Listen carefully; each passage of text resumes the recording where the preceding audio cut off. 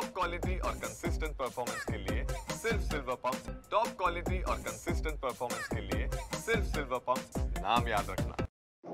धुळे जिल्ह्यात काल झालेल्या अवकाळी पाऊस आणि गारपिटीमुळे या भागातल्या शेतकऱ्यांचं प्रचंड प्रमाणात नुकसान झालेलं आहे। आपण बघू शकतो की या ठिकाणी आपण कांद्याच्या शेतात आलेलो आहोत आणि कांद्याचं हे संपूर्ण पीक आता हे आडवं झालेलं आपल्याला बघायला मिळतं। आपण जर कधी बघितलं तर या ठिकाणी हातातोंडाशी आलेला घास हा निसर्गाने हिजाळून घेतलेला आहे, कारण हा कांदा आता अवघ्या 8 दिवसात निघणार होता आणि तो बाजारात विकण्यासाठी जाणार होता। मात्र तेवढ्यात आलेल्या या वादळी पावसामुळे संपूर्ण कांद्याचं पीक या ठिकाणी झोपलेलं आहे। विशेष म्हणजे धुळे तालुक्यात मोठ्या प्रमाणात नुकसान झालं असून शिंदखेडा असेल, शिरपूर असेल, तर त्याचबरोबर साक्री असेल, या तालुक्यात देखील फळबागांचं, त्याचबरोबर रब्बी पिकातली कांदा असेल, त्याचबरोबर मका असेल, गहू असतील, हरभरा असेल, या पिकांचं मोठ्या प्रमाणात नुकसान झालेलं आहे। त्यामुळे शेतकरी पुन्हा एकदा संकटात सापडलेला आहे। अत्यंत आता 2 दिवसात हा कांदा काढायचा होता आणि या ठिकाणी या कांद्याचं मोठ्या प्रमाणात नुकसान झालेलं आहे। त्यामुळे ह्या भागातला शेतकरी आता अडचणीत सापडला आहे। त्यामुळे शेतकऱ्याला लवकरात लवकर हे पंचनामे करून मदत मिळावी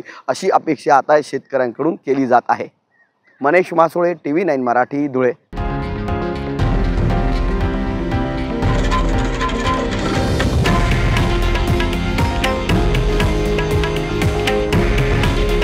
हे आहे देशातील नंबर 1 न्यूज नेटवर्क आणि आपण पाहत आहात TV9 मराठी। काळजी तुमची, हित महाराष्ट्राचं।